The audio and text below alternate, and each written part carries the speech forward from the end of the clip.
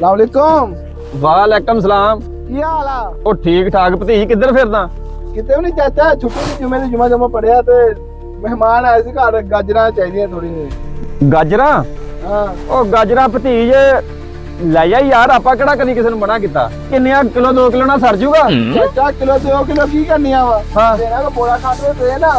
ਅੱਛਾ। ਬੋੜਾ ਲੈ ਕੇ ਆਵਾ, ਚਲੋ ਬੋੜਾ ਤੇ ਲੱਦ ਕੇ ਜਾਵਾਂ, ਹੁਣ ਮੈਂ 2 ਕਿਲੋ ਅੱਗੇ ਤੱਕ ਨਹੀਂ ਛਾਪਰ ਜਵਾਗ।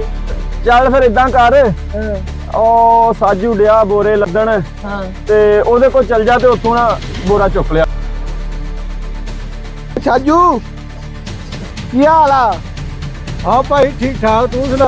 ਉਹ ਚਾਚੇ ਨੇ ਪੁੱਛਿਆ ਮੈਂ ਬੋੜਾ ਤੇ ਦੇਖ ਗਾਜਰਾਂ, ਚਾਚਾ ਕਹਿੰਦਾ ਇੱਕ ਬੋੜਾ ਗਾਜਰਾਂ ਦਾ ਲੈ ਜਾ। ਚਾਚੇ ਨੇ ਤੈਨੂੰ ਕਿਹਾ ਵਾ? ਆਹੋ। ਚੱਲ ਆ ਉੱਥੋਂ ਤੈਨੂੰ ਨੇੜੇ ਚੁਕਾ ਦਿੰਦਾ। ਚਲਾ।